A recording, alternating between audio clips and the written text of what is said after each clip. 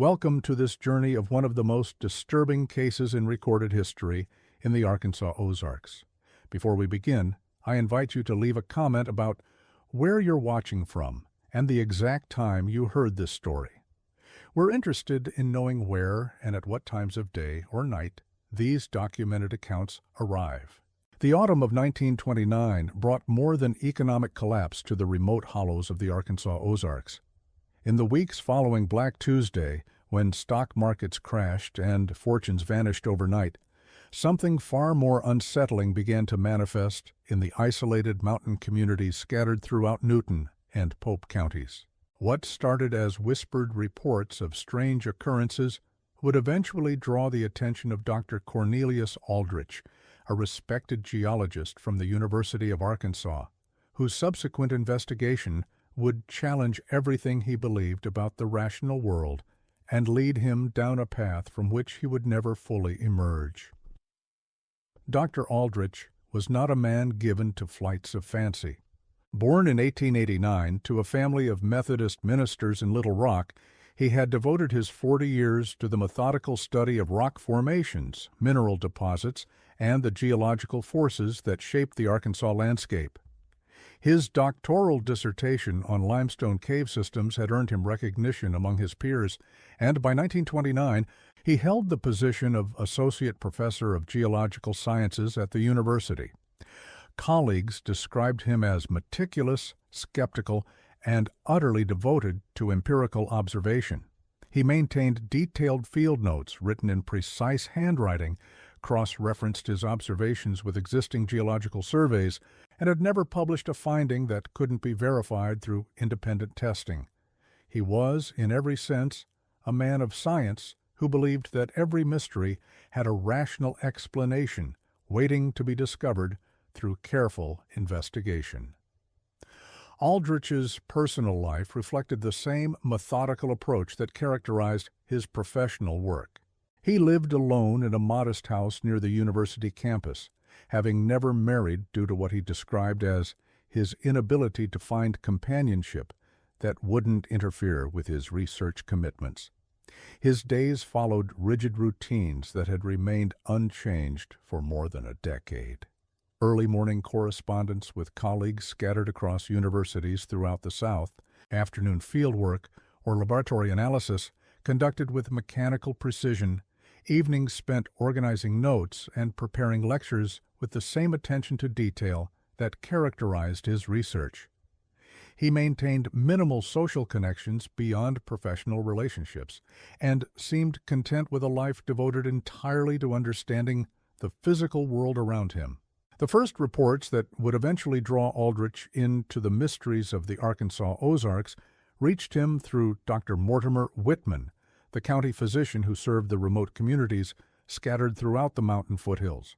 Whitman had been making his rounds to isolated homesteads when he encountered what he later described as physiological anomalies that defied medical explanation. The physician, himself a man of science and rational thinking, had been practicing medicine in the mountain communities for 23 years and had developed a reputation for his ability to diagnose and treat the unique health challenges faced by people living in extreme isolation from modern medical facilities. In a letter dated November 15, 1929, preserved in the Arkansas State Medical Board archives, Whitman wrote to Aldrich with uncharacteristic urgency, "I've been practicing medicine in these mountains for 23 years, and I've never encountered anything like what's happening to the residents of Perdition Hollow. They're not sick in any conventional sense, yet they're clearly not well either. Something is affecting their nervous systems in ways that I cannot comprehend, despite extensive consultation with colleagues and medical literature. I've consulted medical texts, spoken with specialists in Little Rock, and even sent blood samples to laboratories in St. Louis and Memphis. But no one can provide an explanation for what I'm observing. The symptoms appear to be environmental in nature, possibly related to geological conditions unique to their area. Given your expertise with Ozark cave systems and underground formations, I'm hoping you might be able to identify natural phenomena that could be affecting an entire community's health and psychological well-being. Perdition Hollow was a remote settlement accessible only by a narrow dirt road that wound through dense forest for nearly 8 miles from the nearest town of Delphi. The community consisted of perhaps 12 families, most of whom had lived in the area for generations, making their living through subsistence farming, occasional moonshining during the increasingly profitable Prohibition years, and seasonal work in the small sawmill that processed timber from the surrounding forests. They were hardy mountain folk who rarely sought outside medical attention unless absolutely necessary, and had developed a strong sense of self-reliance that came from generations of isolation from mainstream society and government oversight. The settlement's name itself carried historical significance that would later prove relevant to Aldrich's investigation. According to local oral tradition, the hollow had been named by its earliest European settlers in the 1840s, though the reason for the ominous designation was never clearly documented in any written records that survived to the 20th century. Some residents claimed the name referred to the challenging terrain and dangerous weather patterns that made access so difficult during certain seasons, while others suggested it related to events that had occurred during the area's early settlement period that were considered too disturbing for detailed recounting to outsiders. According to Whitman's meticulously maintained medical records, the first family affected was the Beauregards, consisting of husband and wife Isadora and Tobias, both in their early 40s, who lived in a weathered 2-story cabin at the northern end of the hollow, near the base of a limestone ridge known locally as Devil's Backbone. The cabin had been built in the 1870s by Tobias's grandfather and had housed 3 generations of the family without any previous reports of unusual phenomena or health problems. Isadora Beauregard had sought medical attention in early November, complaining of what she described as sounds that don't belong to any earthly place and seem to come from inside the very walls of our home. When pressed for specific details during Whitman's thorough examination, Isadora explained with remarkable coherence that she had begun hearing mechanical noises emanating from deep within the earth beneath her home. These weren't the familiar sounds of settling wood, wind through the trees, seasonal thermal expansion of building materials, or even the occasional rumbling of distant thunder that mountain residents learned to recognize and categorize through years of close attention to their environment. Instead, she described rhythmic grinding and clicking sounds that reminded her of factory machinery operating far below the surface, despite the fact that no industrial operations existed within 50 miles of Perdition Hollow. The sounds, according to Isadora's detailed and consistent account across multiple interviews, followed predictable patterns that seemed almost deliberate in their timing and intensity. They began each evening around 10 o'clock, gradually increasing in volume and complexity throughout the night, reaching their peak intensity between 2 and 4 in the morning, then slowly diminishing until dawn, when they would cease entirely. During the peak hours, the sounds were loud enough to prevent sleep and seemed to reverberate through the wooden floors and walls of the cabin, creating vibrations that could be felt as well as heard by anyone inside the structure. More disturbing was Isadora's report that the mechanical sounds seemed to be accompanied by something resembling human voices engaged in conversation, though she could never quite distinguish individual words, identify specific speakers, or determine how many people might be involved in these apparent discussions. The voices seemed to respond to her movements within the cabin, growing louder when she approached certain areas of the floor and falling silent when she moved away. This interactive quality of the phenomenon was what had finally driven her to overcome her natural reluctance to seek outside medical attention. Whitman's comprehensive examination revealed no obvious hearing abnormalities, neurological damage, or signs of mental disturbance that might explain Isadora's reports. However, he noted that Mrs. Beauregard exhibited signs of severe sleep deprivation that went far beyond what might be expected from a few nights of poor rest. Her physical condition suggested weeks or possibly months of chronic sleep disruption, pronounced dark circles under her eyes, noticeable hand tremors that affected her ability to perform fine motor tasks, difficulty concentrating during the examination that required frequent repetition of questions, and a heightened startle response to sudden sounds or movements that indicated a nervous system under extreme stress. More puzzling was her husband Tobias's condition, which had developed in parallel with his wife's symptoms but manifested in distinctly different ways. The 50-year-old farmer, previously known throughout the community for his robust health and ability to work long hours in all weather conditions, had developed what Whitman described in his notes as an unusual sensitivity to light and sound that borders on the pathological and seems to worsen daily.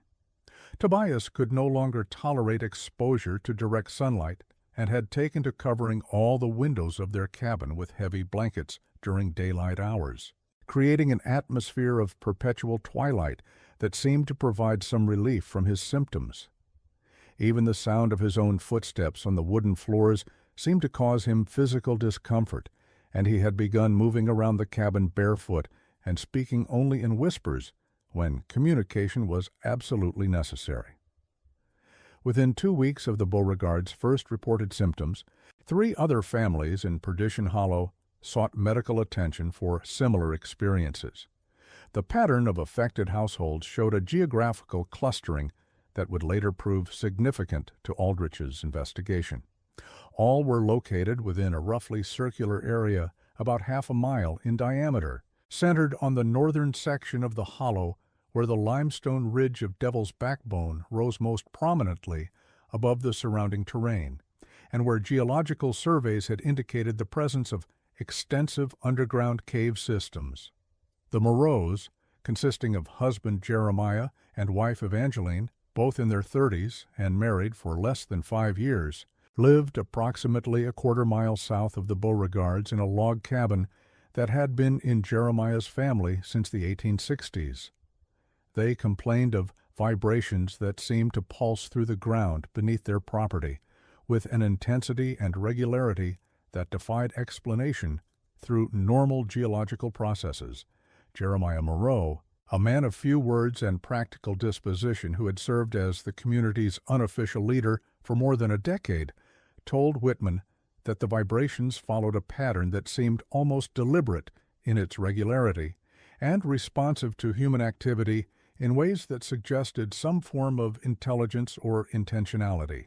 According to Moreau's careful observations, documented in a notebook he had begun keeping to track the phenomena, the vibrations occurred primarily between midnight and dawn, beginning as barely perceptible tremors that gradually increased in intensity throughout the night.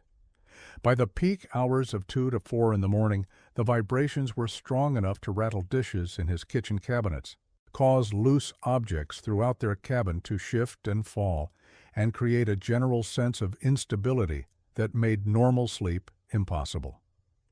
The phenomenon seemed to originate from a point somewhere beneath the center of his property and radiate outward in all directions, with the strongest effects felt in the cabin's main room and gradually diminishing toward the outer walls.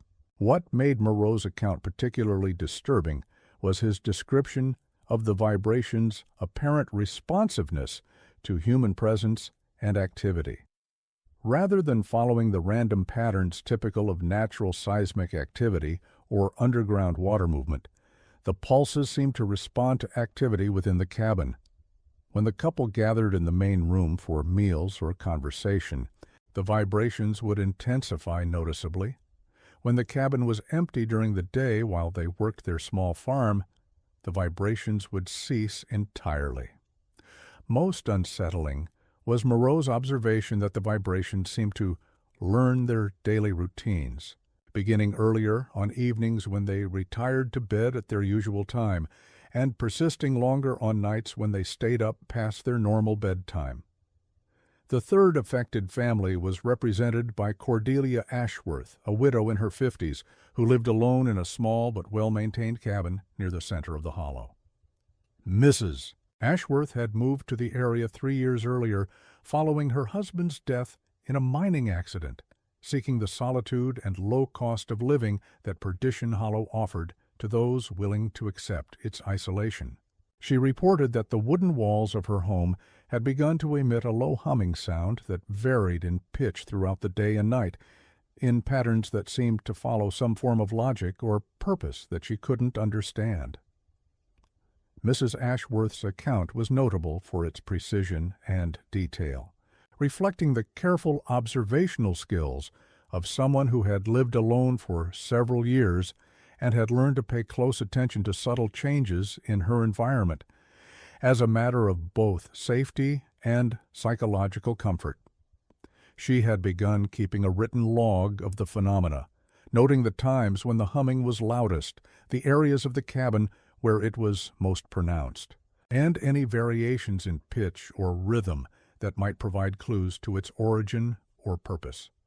According to her meticulously maintained records, the humming followed patterns that seemed to correlate with natural light cycles, but were not entirely predictable based on sunrise and sunset alone. The sounds were typically strongest during the hours of complete darkness, but would sometimes persist well into the morning hours, particularly on overcast days when natural light was limited by cloud cover. The pitch variations seemed to follow conversational rhythms, with periods of higher and lower tones that resembled the natural flow of human speech, complete with pauses that suggested responses or reactions to unheard statements. More troubling was Mrs. Ashworth's claim that the conversations seemed to respond to her presence and movements within the cabin, growing louder when she approached certain walls and falling silent when she moved away. She had conducted systematic experiments, moving methodically around her cabin while noting changes in the sound patterns, and had identified 3 specific areas where the phenomenon was most pronounced: the wall separating her main room from the kitchen, the corner of her bedroom near the window facing north toward Devil's Backbone, and a section of the back wall near the cabin's foundation where the humming seemed to originate from below ground level. The most disturbing case among the initial reports involved the Patterson couple, Matthias and Delphine, both in their 30s and among the younger residents of the Hollow. Matthias worked as a logger when seasonal employment was available and had a reputation for practical thinking and emotional stability that made his reports particularly credible to other community members. The couple reported that they had begun experiencing what Matthias described as visitations during the night hours that were far more direct and personal than the mechanical sounds or vibrations reported by other families. According to Patterson's detailed account, which remained consistent across multiple interviews with Dr. Whitman, the disturbances began with sounds resembling heavy footsteps on the cabin's roof, followed by scratching noises at the windows and doors that seemed to move systematically around the structure's perimeter.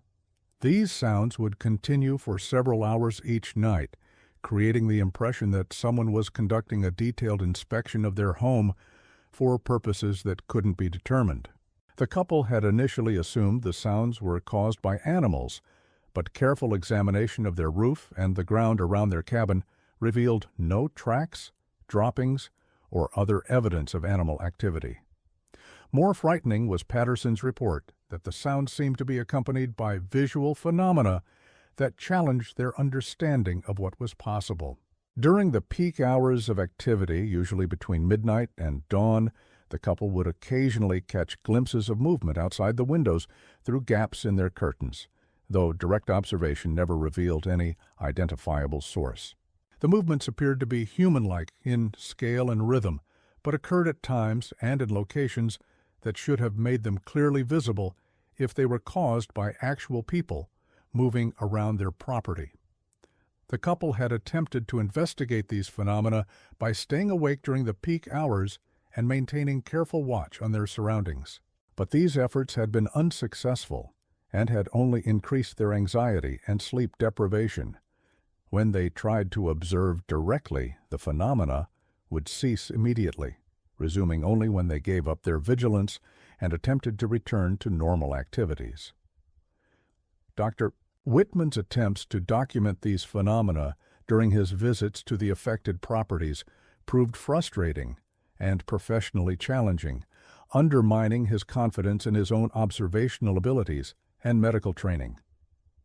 During multiple overnight stays in Perdition Hollow conducted between mid-November and early December 1929, he was unable to detect any of the unusual sounds, vibrations, or other environmental anomalies reported by the families.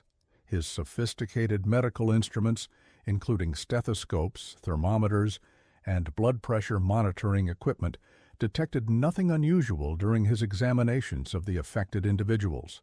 Blood samples sent to laboratories in Little Rock for comprehensive analysis showed normal results across all standard tests available at that time, including complete blood counts, liver function tests, kidney function assessments, and screening for common toxins, heavy metals, and infectious diseases that might explain the reported symptoms. Hearing tests conducted using the portable equipment available to rural physicians in that era revealed no abnormalities in any of the affected individuals. Physical examinations found no structural damage to ears, nervous systems, or other body parts that might explain the reported sensitivities to light and sound. Perhaps most puzzling was Whitman's observation that the affected families seemed to be experiencing genuine physiological stress despite the absence of any detectable environmental causes. Their symptoms were not consistent with malingering, deliberate deception, or any form of mass hysteria that he had encountered in his medical literature. The sleep deprivation, anxiety responses, and physical deterioration he observed were real and measurable, following patterns consistent with prolonged exposure to genuine stressors. Yet his inability to observe the phenomena they described left him in the professionally uncomfortable position of documenting clear effects without being able to identify their causes. Whitman's growing frustration with these cases was compounded by his awareness that his inability to provide effective treatment was having serious consequences for the affected families. The sleep disruption and psychological stress were interfering with their ability to maintain their homes and farms, threatening their economic survival in a region where such self-sufficiency was essential for basic survival. Several families had already begun discussing the possibility of abandoning their homes and relocating to other areas, despite the significant financial hardship this would entail and their deep family connections to the land they had worked for generations. It was this combination of genuine medical mystery and urgent practical consequences that prompted Whitman's correspondence with Dr. Aldrich. As a geologist familiar with the underground cave systems and mineral composition of the Arkansas Ozarks, Aldrich seemed uniquely qualified to investigate potential environmental causes for the community's distress. Perhaps gas emissions from deep limestone caverns were affecting the residents' nervous systems in ways that wouldn't be detected by standard medical testing available in rural areas. Perhaps underground water flow had shifted due to seasonal changes, creating vibrations that could be felt but not easily measured with the equipment available to a country physician working in isolation. Aldrich's initial response to Whitman's request reflected his characteristic methodical approach to scientific investigation and his reluctance to commit time and resources to problems that might prove to be outside his area of expertise. Rather than immediately traveling to Perdition Hollow, he first conducted extensive research into the geological literature concerning the Arkansas Ozarks, looking for documented cases of environmental phenomena that might explain the reported symptoms. He consulted geological surveys dating back to the 1870s, reviewed mining reports from companies that had operated in the region during the previous 50 years, and corresponded with colleagues at universities in Missouri, Oklahoma, and Tennessee who had conducted similar investigations in comparable geological formations. This preliminary research revealed several intriguing precedents for environmental factors affecting human health in limestone cave regions throughout the American South. Gas emissions from deep caverns could indeed cause neurological symptoms, particularly when atmospheric pressure changes caused by seasonal weather patterns altered the normal flow of air through underground passages. Low-frequency vibrations generated by underground water flow had been documented in other regions and were known to affect human perception, comfort, and sleep patterns, even when they remained below the threshold of conscious detection by individuals not specifically trained to identify such phenomena. More significantly, Aldrich's research revealed that the specific region around Perdition Hollow had a geological history that made it particularly susceptible to unusual underground phenomena that might not be immediately apparent to casual observation. The area was part of a complex limestone formation that included extensive cave systems, many of which remained unmapped and unexplored due to the remote location and the lack of commercial interest in systematic geological survey. The porous nature of the limestone, combined with several underground streams that flowed through the region following patterns established over millions of years, created conditions where changes in water flow or air pressure could potentially affect surface conditions in unpredictable ways. Armed with this background knowledge and a collection of portable instruments for measuring air quality, seismic activity, and other environmental factors that might explain the reported phenomena, Aldrich agreed to travel to Perdition Hollow in late November to conduct what he expected would be a brief but thorough investigation that would provide rational explanations for the community's distress. His approach would be systematic and scientific, document the reported phenomena through direct observation, measure environmental conditions that might explain them, and identify practical solutions that could alleviate the residents' symptoms while advancing scientific understanding of geological processes in limestone cave regions. The journey to Perdition Hollow required nearly a full day of travel from Fayetteville and provided Aldrich with his first direct experience of the isolation that characterized the mountain communities of the Arkansas Ozarks. He drove his Model A Ford as far as the town of Delphi, population approximately 200, where he arranged to borrow a mule and cart for the final 8 miles of rough terrain leading to the isolated settlement. The transition from paved roads to dirt tracks and finally to what was little more than parallel ruts carved by decades of cartwheels through dense forest marked a progression away from the modern world that Aldrich found both fascinating from a geological perspective and slightly unsettling from a personal standpoint. The approach to Perdition Hollow was dominated by steep, heavily forested ridges that blocked most direct sunlight even during midday hours, creating an environment of perpetual twilight that seemed to muffle sound and distort visual perception in ways that made accurate observation challenging. The narrow road wound through dense stands of oak, hickory, and pine that seemed to absorb sound rather than reflect it, eliminating even the normal echoes that travelers might expect in such terrain. The air carried complex scents of decomposing leaves, moss, limestone dust, and something else that Aldrich couldn't immediately identify, a faint metallic odor that seemed to emanate from the limestone cliffs that occasionally became visible through breaks in the forest canopy. As the road descended into the hollow itself, Aldrich's first impression was one of profound isolation that went far beyond simple geographical remoteness. The settlement sprawled along the bottom of a narrow valley, with individual cabins and small farms separated by patches of cleared land and dense forest that created natural barriers between neighbors and limited visual contact between properties. Most structures appeared to date from the late 1800s, built from local timber and stone in the practical style common to mountain communities, with few decorative elements and clear evidence of ongoing maintenance and repair by their occupants using traditional methods and locally available materials. Despite the current crisis affecting many residents, the community showed signs of careful stewardship that spoke to generations of people who had learned to make the most of limited resources and maintain their independence through skilled craftsmanship and agricultural knowledge passed down through families. Gardens were well tended even in the late autumn season, with evidence of successful harvests and careful preparation for winter storage. Livestock pens showed signs of careful maintenance and thoughtful design, suggesting that despite their current afflictions, the residents continued to attend to their daily responsibilities with the dedication required for survival in such an isolated environment.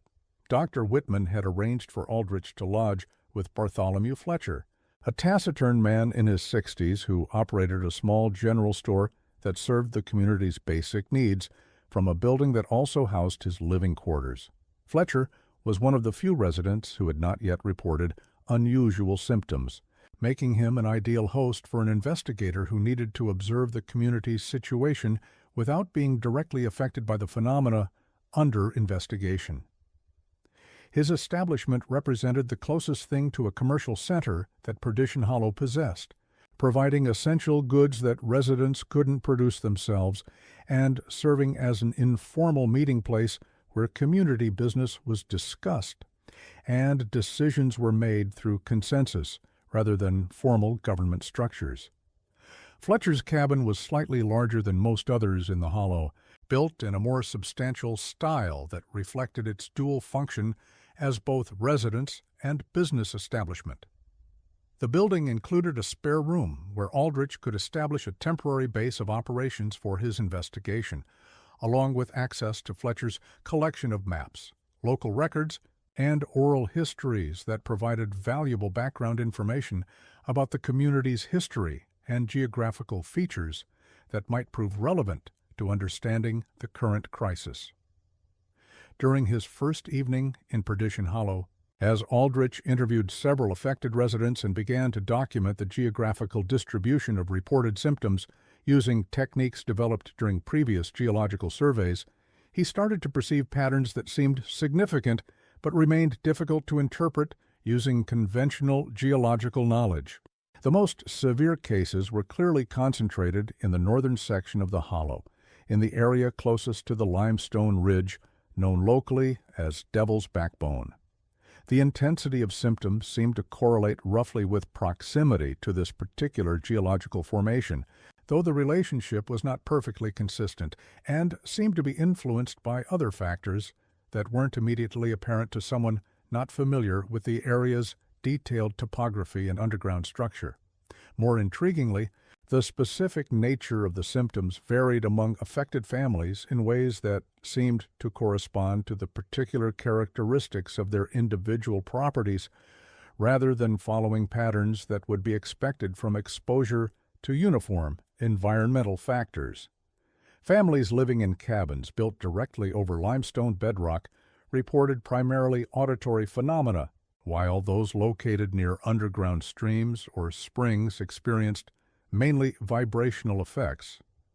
Families whose properties included root cellars, wells, or other structures that extended below ground level reported the most complex and disturbing symptoms, suggesting that direct access to underground spaces might somehow amplify or modify the phenomena affecting the community. Aldrich's geological survey of the area began with standard procedures that he had developed and refined during more than 15 years of field work in similar terrain. Systematic collection of rock samples for later laboratory analysis, careful measurement of surface elevations using surveying equipment to create detailed topographical maps, and comprehensive mapping of visible cave entrances, springs, and other geological features that might provide clues to underground structure and water flow patterns. The underlying geology of Perdition Hollow proved to be typical of the Arkansas Ozarks, consisting primarily of Paleozoic limestone and sandstone formations that had been carved by millions of years of water erosion into the complex cave systems and underground drainage patterns characteristic of karst landscapes throughout the American South. Initial field tests using chemical analysis kits revealed nothing unusual about the mineral content of local soil and water samples collected from various locations throughout the hollow. The limestone formations showed the expected high calcium carbonate content, with trace amounts of iron, magnesium, and other minerals typical of sedimentary rocks formed in ancient marine environments. Springs and wells throughout the area provided water that was slightly alkaline, but within normal ranges for limestone regions, and showed no evidence of contamination by heavy metals, organic pollutants, or other substances that might explain the residents' symptoms through chemical exposure or poisoning. However, when Aldrich began exploring the cave systems in the area near Devil's Backbone Ridge, using rope and lanterns to access passages that extended deep into the limestone formations, he encountered several features that seemed inconsistent with the area's known geological history and the patterns he had observed in other Arkansas cave systems during his previous research. The caves in this region extended much deeper than expected based on topographical surveys conducted by previous researchers, with passages that appeared to have been carved by water flow patterns that didn't match the current hydrology of the area or the expected drainage patterns for this type of limestone formation. More puzzling was the discovery of several chambers that showed clear evidence of human modification, despite being located in areas that would have required considerable effort, specialized equipment, and technical expertise to access safely. These modifications weren't the simple shelters, storage areas, or ceremonial spaces occasionally found in Ozark caves that had been used by Native American populations, but sophisticated engineering work that suggested both advanced planning and substantial investment of time, labor, and resources by individuals with specific technical knowledge of cave systems and acoustic properties. The modified chambers were small, roughly circular spaces that had been carved into the limestone with surprising precision, using tools that had left distinctive marks on the stone surfaces.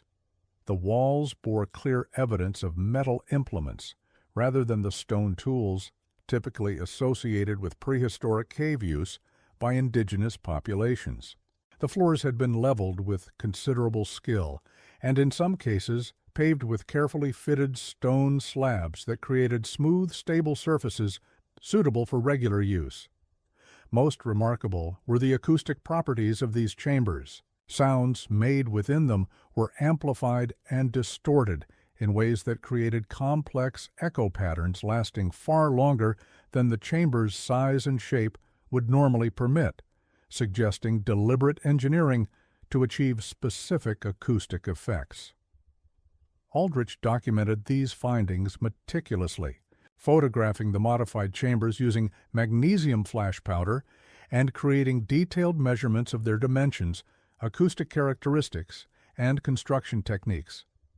However, their significance remained unclear, and their relationship to the current crisis affecting Perdition Hollow residents was not immediately apparent using conventional geological analysis. The chambers could have been created by early European settlers for purposes related to storage, worship, or other activities that required privacy and security from outside observation. They might even have been the work of contemporary residents engaged in moonshining or other activities that required concealment from law enforcement authorities who might occasionally patrol the region. What troubled Aldrich most was that none of the local residents, when questioned carefully and systematically about the area's history, claimed any knowledge of these modifications or who might have created them. Even longtime residents whose families had lived in the hollow for generations insisted they had never heard stories about cave modifications or underground construction projects. This collective ignorance seemed implausible, given the small size of the community and the extensive local knowledge that mountain residents typically maintained about their immediate environment, including features that might provide resources, shelter, or economic opportunities. As December arrived and Aldrich's investigation continued without producing clear explanations for the phenomena affecting the community, he began to notice subtle changes in his own physical condition that initially seemed like natural responses to the challenging conditions of his field work. The work was indeed demanding both physically and intellectually. Long days hiking through difficult terrain while carrying heavy equipment, nights spent sleeping on an unfamiliar bed in a cabin heated only by a wood stove that provided irregular warmth and the constant mental strain of trying to solve a mystery that seemed to resist logical explanation despite his extensive geological training and experience. Initially, these changes seemed entirely explainable through conventional medical knowledge. Fatigue from unusual levels of physical activity, minor aches and pains from sleeping on surfaces that didn't provide adequate support for his back and joints, occasional headaches that he attributed to eye strain from working by lamplight in Fletcher's cabin during evening hours, and a general sense of restlessness that he associated with being away from his normal routine and familiar environment. These were the types of minor discomforts that any researcher might expect during extended fieldwork in remote locations.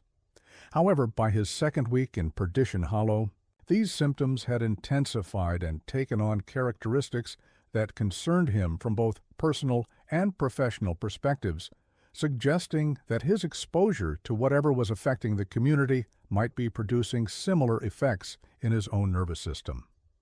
The first notable change was in his sleep patterns, which had always been regular and predictable throughout his adult life.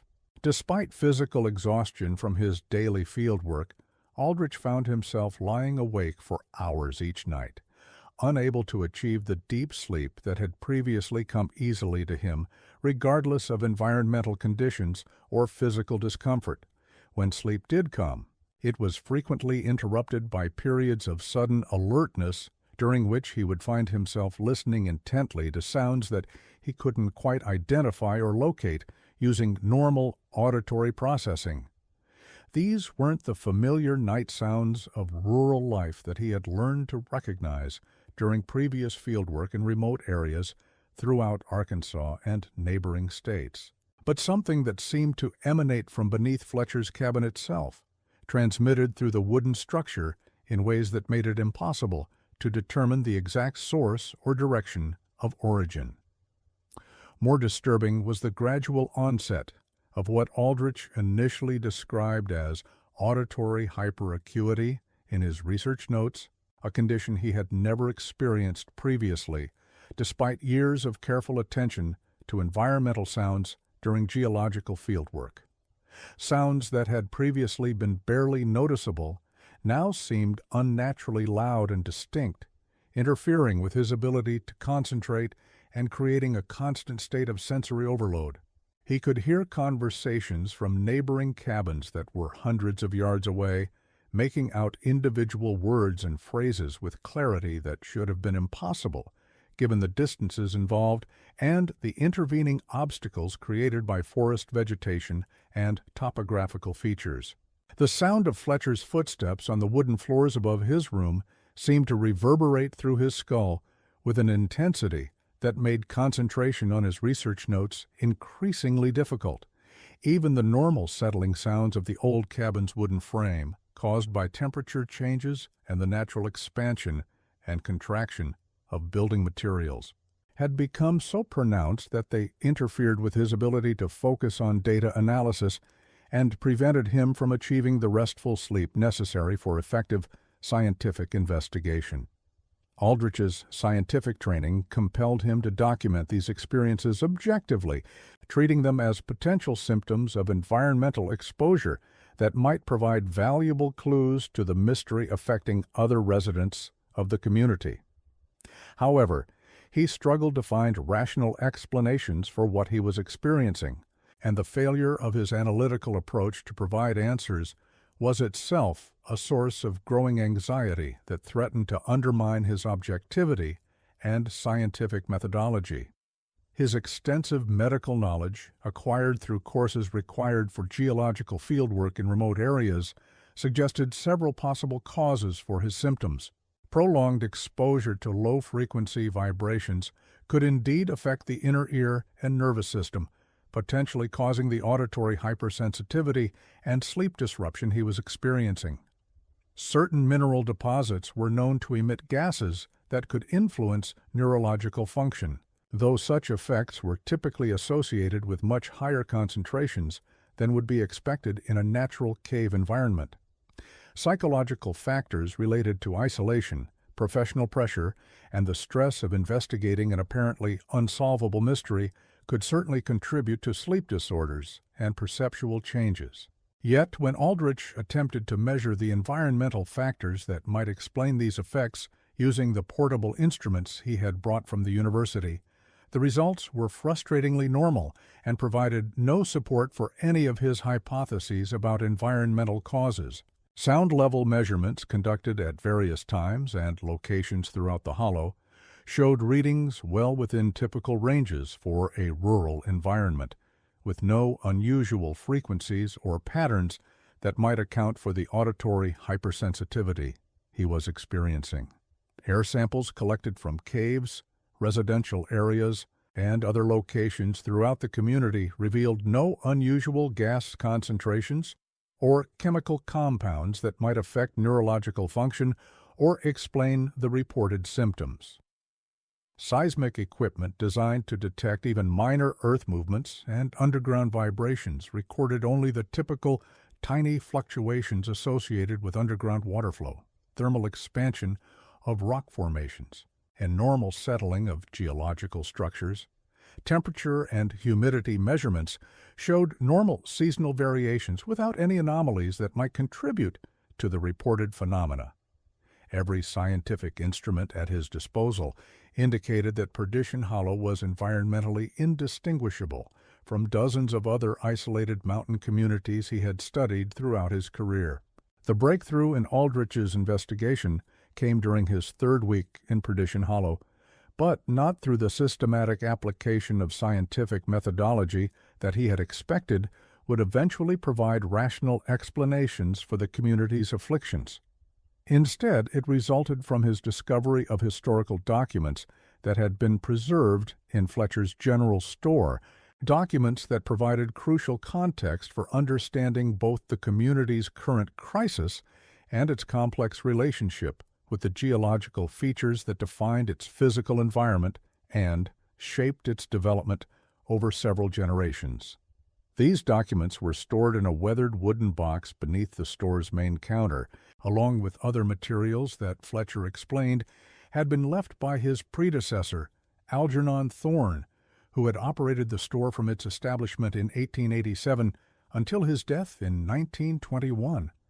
Thorne had served not only as the community's primary merchant, but also as its unofficial record keeper and historian, maintaining correspondence, legal documents, business records, and personal observations that provided a comprehensive archive of life in Perdition Hollow during its formative years when the settlement was being established and its social structures were being developed. Among these materials was a detailed journal kept by Thorne from 1889 to 1919, written in careful handwriting that reflected both formal education and meticulous attention to detail. The journal provided a unique window into the daily life of an isolated mountain community during a period of significant social and economic change, but it also revealed aspects of Perdition Hollow's history that had not been preserved in the oral traditions maintained by current residents, and that suggested the community's origins were far more complex than generally understood. According to Thorne's entries, which became increasingly detailed and revealing as the years progressed, the settlement had been established by families seeking isolation from the social and economic upheavals of the post-Civil War period. However, these weren't simply refugees from wartime destruction or people seeking agricultural opportunities in undeveloped territory, but individuals who had specific reasons for wanting to live beyond the reach of law enforcement and government authority. They had chosen the location partly because of its remoteness and the natural barriers created by difficult terrain, but also because of what Thorne described as the particular properties of the land that make it suitable for our specialized requirements and activities that cannot be conducted safely in more populated areas. Thorne's journal revealed that many of the original settlers had been involved in activities that required extreme secrecy and could not be conducted safely in areas subject to regular observation by law enforcement officials or government representatives. While he never explicitly described these activities in detail, his repeated references to night work, specialized procedures, coordination with associates in distant locations, and the absolute necessity of maintaining silence about our operations suggested enterprises that went far beyond typical farming, legitimate commercial activities, or even the moonshining that was common throughout the region. More troubling were Thorne's repeated mentions of modifications to the natural cave systems and preparation of chambers for specific acoustic requirements that seemed to represent a major construction project undertaken by the community during the early 1890s. These entries, dating primarily from 1891 to 1894, described a systematic effort to engineer the underground spaces beneath Perdition Hollow for purposes that seemed to go well beyond simple storage, shelter, or the creation of hiding places for illegal activities. The work involved multiple families and required significant resources, including the importation of specialized tools and materials from suppliers in Little Rock and St. Louis. References to acoustic calculations, transmission testing, and communication protocols suggested that the modifications were designed to achieve specific technical objectives related to sound transmission and underground communication rather than simply providing concealed storage space. A particularly illuminating entry, dated September 14, 1892, described the completion of what Thorne called the Resonance Project, in language that suggested both technical sophistication and pride in achieving difficult engineering objectives. The final chamber has been completed according to specifications provided by our technical associate from St. Louis. Extensive testing confirms that the acoustic properties are precisely as required for our operational purposes. Voices introduced into the chamber system are amplified and transmitted through the limestone formations exactly as predicted by the theoretical calculations. Communication between distant points within the network is now possible without any risk of detection by unwanted listeners or law enforcement officials. The network will serve our requirements admirably and should provide the security and coordination capabilities our operations demand for many years to come. This entry was followed by increasingly frequent references to technical problems with what Thorne termed acoustic leakage, a phenomenon that apparently hadn't been anticipated during the planning and construction phases of the project. By 1895, he was noting with growing concern that sounds introduced into the modified cave system were sometimes audible in residential areas of the hollow, creating disturbances that threatened to attract unwanted attention from outside authorities who might investigate unusual phenomena and discover the true nature of the community's activities.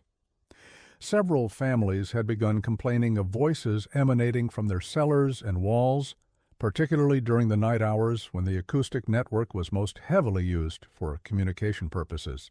These complaints created security concerns for the entire community, as unexplained voices could potentially attract the attention of law enforcement officials or other government representatives who might investigate reports of unusual activity in the area.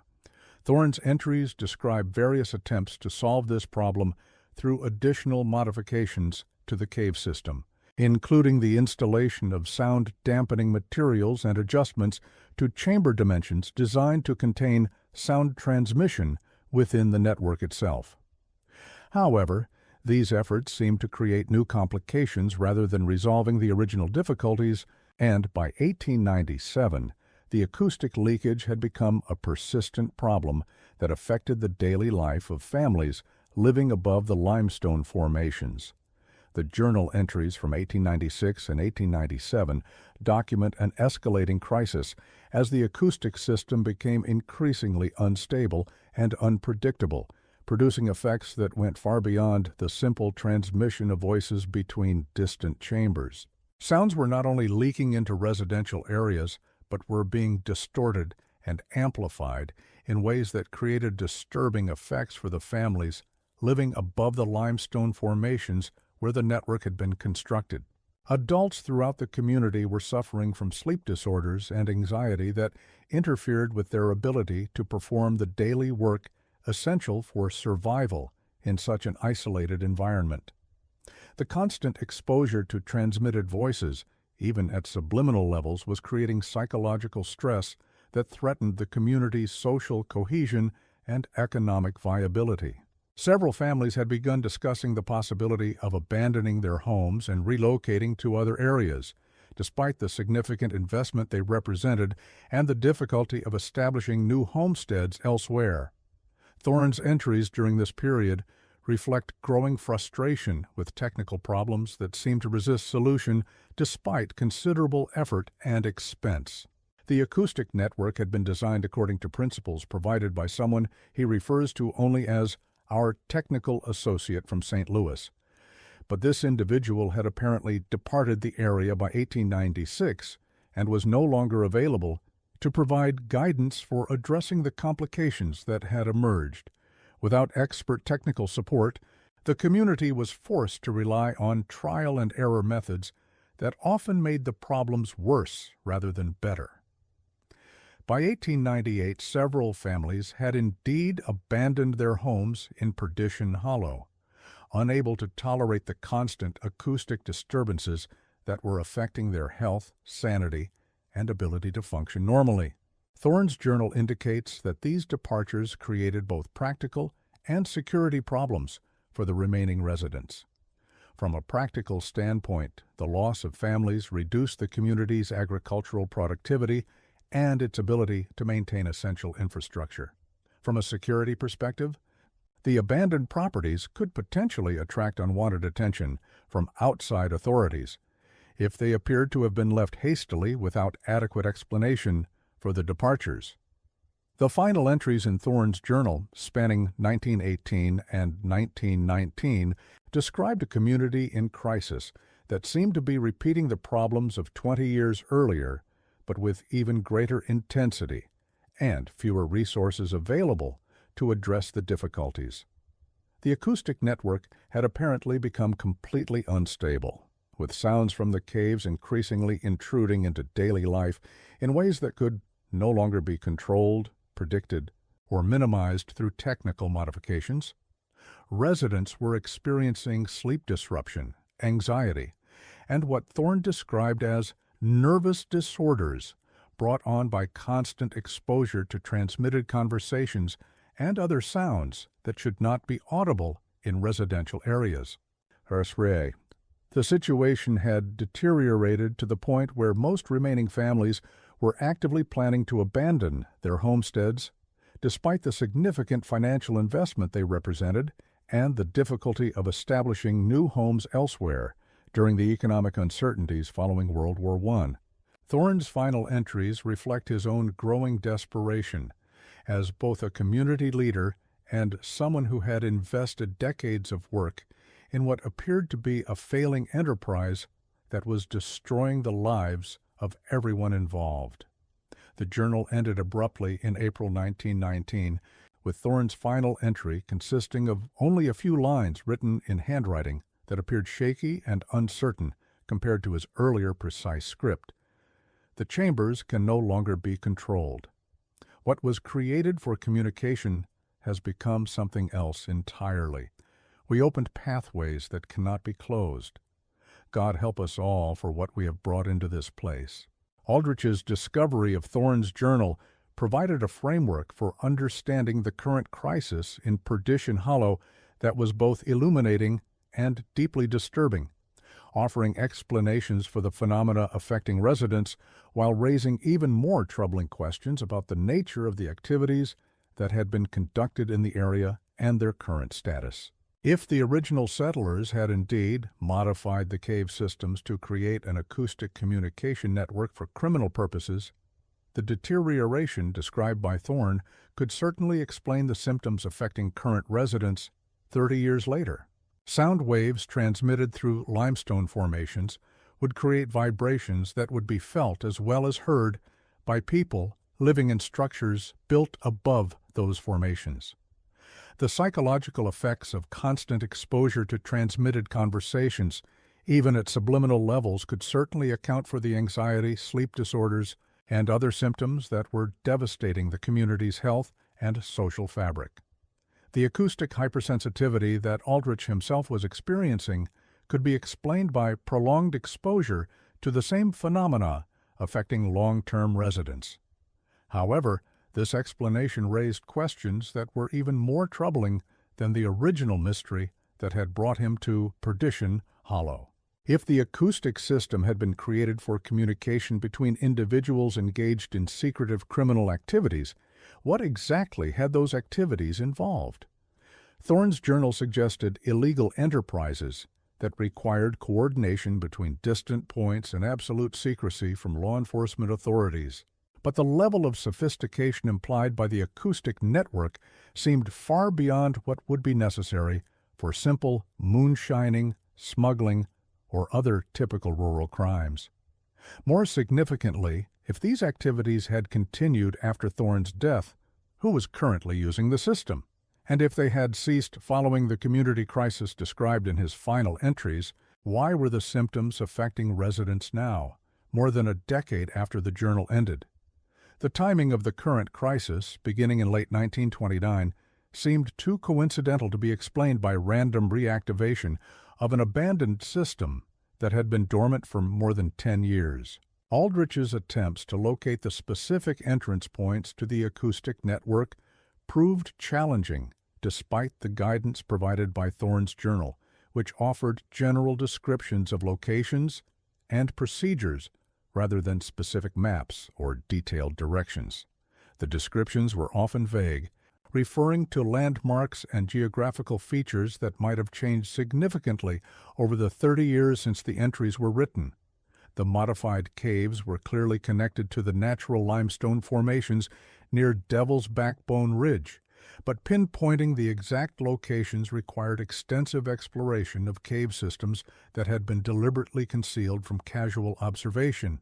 Working systematically through the known caves in the area, using both Thorne's descriptions and his own geological knowledge to guide his search, Aldrich eventually identified 3 entrance points that showed clear evidence of recent human modification and use. These consisted of narrow natural openings that had been carefully enlarged and stabilized with stone supports arranged to provide safe access while remaining virtually invisible to anyone not specifically looking for them. The work showed considerable skill and knowledge of cave engineering techniques, suggesting that whoever had created these modifications possessed both theoretical knowledge and practical experience with underground construction. Each entrance led to a descending passage that had been carved with considerable skill and effort to connect with the natural cave system at depths of 20 to 30 feet below the surface. The passages showed clear signs of regular use over an extended period, with smooth wear patterns on the stone surfaces and evidence of systematic maintenance that had kept them clear of debris and accessible, despite decades of exposure to water erosion, temperature changes, and other natural forces that would normally make such passages difficult to navigate safely. Following these passages deeper into the limestone formations, using rope and lanterns to navigate carefully through spaces that required considerable physical effort and technical skill to access safely, Aldrich discovered a network of modified chambers that exceeded anything suggested by Thorne's journal descriptions in both scope and sophistication. The system consisted of at least a dozen circular rooms, each approximately 10 feet in diameter, connected by carefully engineered tunnels that had been carved with remarkable precision through solid limestone, using techniques that would have required both advanced planning and substantial technical expertise. The scale and sophistication of the work represented an investment of time, labor, and technical knowledge that seemed almost impossible for a small rural community to have accomplished without attracting outside attention from government officials or law enforcement authorities. The chambers showed evidence of careful design principles, with acoustic properties that had been engineered to achieve specific objectives rather than resulting from random excavation or simple enlargement of natural cave spaces. The acoustic properties of these chambers were indeed extraordinary, confirming the technical success of the original design even as they demonstrated the source of the current problems affecting the community above. A whisper introduced into one room would be clearly audible in chambers hundreds of yards away, transmitted through the limestone formations with minimal distortion and virtually no loss of volume. The transmission was so clear that normal conversation in one chamber could be followed easily by listeners in distant chambers, creating an underground communication network that would be virtually impossible to detect from the surface. Sounds from the surface were completely muffled within the chamber system, creating an environment where conversations could be conducted with absolute privacy from external observation or electronic surveillance. The natural resonance of the limestone, combined with the precise engineering of the chamber network, created ideal conditions for covert communication over considerable distances without any risk of detection by law enforcement officials, who might be monitoring the area.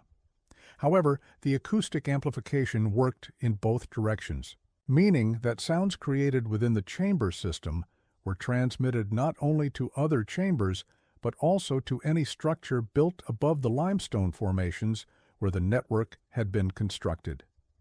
The natural resonance that made the system effective for underground communication also caused voices and other sounds to be audible in the cellars, walls, and foundations of homes built above the network, often distorted and amplified in ways that made them seem threatening, supernatural, or incomprehensible to residents who had no knowledge of their true source. More troubling was Aldrich's discovery that the system had been used recently. Despite the apparent abandonment suggested by Thorne's final journal entries and the community crisis that had driven most families away during the late 1910s. While most chambers showed signs of age and water damage consistent with decades of minimal maintenance, several contained materials that could not have been more than a few months old. These included modern candles that showed evidence of recent burning, food containers with manufacturing dates from 1929, pieces of clothing and personal equipment that showed recent wear and use, and even newspapers from Little Rock dated within the past 6 weeks. Someone with detailed knowledge of the acoustic network had been using it regularly throughout 1929, and their activities had reactivated the sound transmission problems that had plagued the community during Thorne's time. The timing coincided perfectly with the onset of symptoms among current Perdition Hollow residents, suggesting that the current crisis was not a random reoccurrence of historical problems, but the direct result of contemporary activities conducted by individuals who understood the system's capabilities and limitations. Aldrich's exploration of the chamber system also revealed the probable source of the mechanical sounds that residents had been reporting as part of their symptoms. In the deepest accessible chamber, located approximately 50 feet beneath the surface and accessible only through a series of increasingly narrow passages that required considerable physical effort and technical skill to navigate safely, he discovered the remains of what appeared to be a complex acoustic device constructed from metal pipes, wooden resonators, and mechanical timing mechanisms. The device was partially dismantled and showed clear signs of recent attempts at repair or modification by someone with both technical knowledge and access to specialized tools and materials. When activated by wind flow through the cave system, it produced rhythmic grinding and clicking sounds that would be transmitted throughout the acoustic network and eventually to the surface structures built above the limestone formations. The purpose of this device was not immediately apparent, but its construction suggested both considerable technical knowledge and access to materials and manufacturing capabilities that would have been difficult to obtain in such a remote location. The implications of these discoveries were deeply unsettling and placed Aldrich in a position that his scientific training had not prepared him to handle effectively. He had uncovered evidence of a sophisticated criminal operation that had been active in the Arkansas Ozarks for decades, using underground communications networks to coordinate activities across a wide geographical area. The current crisis in Perdition Hollow was not the result of natural geological phenomena, but was directly caused by the reactivation of this network, by individuals whose identity and motivations remained unknown, but whose capabilities clearly extended far beyond those of typical rural criminals. Moreover, Aldrich's investigation had apparently attracted the attention of those individuals, who had demonstrated their awareness of his activities through subtle but unmistakable signs that suggested both sophisticated surveillance capabilities and detailed knowledge of his research methods and objectives. Equipment left in the caves overnight was sometimes moved or rearranged in ways that suggested careful examination by individuals with technical knowledge sufficient to understand the purpose and capabilities of geological surveying instruments. Passages that had been cleared during previous visits were sometimes blocked by rockfalls that appeared to be deliberately created rather than the result of natural processes, forcing him to find alternative routes or abandon planned investigations. Most disturbing was his growing realization that his presence in Perdition Hollow was being monitored, and that his activities were being observed by individuals who possessed detailed knowledge of his daily routines, research methods, and personal habits.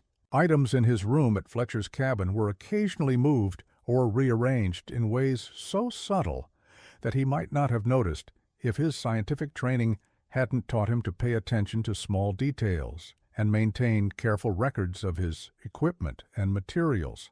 His field notes, left in what he thought was a secure location, showed evidence of having been examined and possibly photographed, though nothing was actually taken that might alert him to the surveillance unless he conducted a detailed inventory of his materials. The psychological impact of these realizations was devastating for a man who had spent his entire career believing that careful observation and logical analysis could provide rational explanations for any mystery, and that academic institutions provided protection from the types of dangers associated with criminal activity. Aldrich found himself confronting evidence of human activities that operated entirely outside the bounds of law and conventional social order, conducted by individuals who had resources and capabilities that seemed far beyond what should have been possible in such an isolated rural community. His attempts to document his discoveries for later presentation to law enforcement or academic authorities proved problematic, as his objectivity was compromised by fear and paranoia that interfered with his ability to distinguish between genuine observations and conclusions driven by anxiety and sleep deprivation. His normally meticulous note-taking deteriorated into fragmentary observations that would be difficult for others to understand or verify. His handwriting became increasingly erratic as his hands trembled from lack of sleep and constant stress. Most concerning was his growing inability to think clearly about his situation or to develop rational plans for extracting himself safely from what had become an extremely dangerous position. Every option seemed to carry risks not only for himself, but potentially for innocent residents of Perdition Hollow who were suffering the effects of criminal activities they had no part in creating and no knowledge of. The crisis point in Aldrich's investigation came on the night of December 23rd, when he was discovered by unknown individuals while attempting to photograph the equipment in the deepest underground chamber using magnesium flash powder to provide illumination for detailed documentation. The confrontation that followed revealed the true scope of the danger he faced and the sophistication of the criminal organization that had been operating in the Arkansas Ozarks for decades. Rather than resorting to immediate violence, which might have attracted unwanted attention from law enforcement officials who could potentially investigate his disappearance, the individuals who confronted Aldrich demonstrated a level of organization and forward planning that was far more chilling than any physical threat could have been.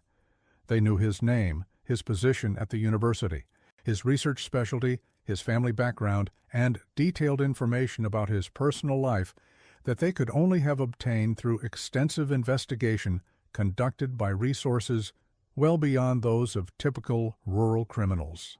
The conversation that followed was conducted by two individuals who identified themselves only by first names and spoke with accents that suggested formal education and urban backgrounds, rather than the rural origins of most Perdition Hollow residents. They explained that Aldrich's investigation had been monitored from its inception through sources within the university administration who had reported his correspondence with Dr. Whitman and his planned research trip to Newton County. His discovery of their operation had been anticipated and planned for rather than representing an unexpected complication in their ongoing activities. The organization, according to these individuals, had been operating in the Arkansas Ozarks for decades, using the region's isolation and the acoustic cave systems originally developed by the community's founders to coordinate activities that extended far beyond the immediate area and involved criminal enterprises throughout the American South. What Aldrich had interpreted as a breakdown in the acoustic network was actually evidence of its expansion and modernization to serve the needs of a criminal organization that had grown far beyond its original scope and geographical boundaries during the years following World War I. The symptoms affecting innocent Perdition Hollow residents were indeed an unfortunate consequence of this expansion, but they were considered an acceptable price for maintaining operations that generated substantial profits for all involved parties. The organization had sufficient resources and connections to control law enforcement investigation in the region and to eliminate potential threats to their operations through methods that left no evidence of criminal activity and no basis for official investigation. To demonstrate their capabilities and the futility of any attempt to seek help from outside authorities, the individuals produced photographs that had been taken of Aldrich's sister and her family outside their home in Little Rock during the previous week. The images showed intimate knowledge of his family's daily routines, work schedules, and social activities, making it clear that threats against them were not empty posturing, but represented genuine capabilities that could be exercised at any time without warning. Additional photographs showed other members of the university faculty, including the department chairman who had approved Aldrich's investigation and Dr. Whitman, who had originally requested his assistance. The message was clear. The organization's reach extended far beyond Perdition Hollow and could affect anyone connected to Aldrich's investigation if he chose to pursue it further or attempt to involve law enforcement or academic authorities in exposing their activities. The psychological impact of this confrontation was devastating for a man who had lived his entire life within the protective structures of academic and social institutions that assumed the basic rule of law and the possibility of seeking help from appropriate authorities when confronted with criminal activity.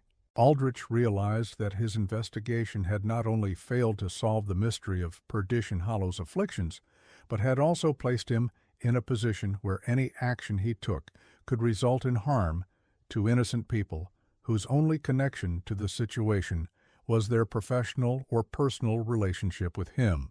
The scientific methodology that had guided his entire career was useless against adversaries who operated outside the bounds of rational discourse and legal constraint. The evidence he had carefully gathered would be meaningless if he couldn't present it to authorities without placing others at risk. The knowledge he had gained about the acoustic network and its criminal uses had become a burden rather than an achievement, trapping him in a situation where his options were limited to compliance or consequences that would extend far beyond his personal welfare. Faced with this impossible situation, Aldrich was presented with what was described as a reasonable accommodation that would protect all parties while allowing the organization to continue its operations without the complications created by outside investigation. He would return to the university and submit a report concluding that the acoustic disturbances in Perdition Hollow were caused by natural geological phenomena that were interesting from a scientific perspective but posed no significant threat to the community's welfare. This report would be sufficiently detailed and technically sophisticated to satisfy university administrators and prevent further investigation, while recommending against any additional research in the area due to the difficulty of access and the minimal significance of the findings for advancing geological knowledge. The organization would arrange for the acoustic disturbances affecting innocent residents to be minimized through technical modifications to their communications network, though not eliminated entirely, as the system remained essential to their continuing operations throughout the region. In exchange for his cooperation and permanent silence about his actual discoveries, Aldrich would receive a substantial payment that would supplement his academic salary and could be used to support his research in other areas that posed no threat to the organization's interests. He would be expected to maintain his silence about the criminal activities he had discovered indefinitely, but would be free to continue his career and personal life without interference as long as he posed no threat to their operations. The alternative, while not explicitly described in detail, was made clear through implications and photographic evidence that demonstrated the organization's ability to affect the welfare of anyone connected to him. The choice was presented as a simple business decision rather than a moral dilemma. Cooperation would result in mutual benefit and protection for everyone involved, while resistance would create problems that would be resolved through methods that left no room for negotiation or appeal. Aldrich's return journey to Fayetteville in late December 1929 marked the end of his investigation and the beginning of a period of profound psychological distress that would affect every aspect of his remaining life. The official report he submitted to the university and to Dr. Whitman satisfied the requirements of his agreement with the criminal organization while providing a plausible scientific explanation for the residents' symptoms that would prevent further investigation by other researchers who might uncover the same dangerous secrets.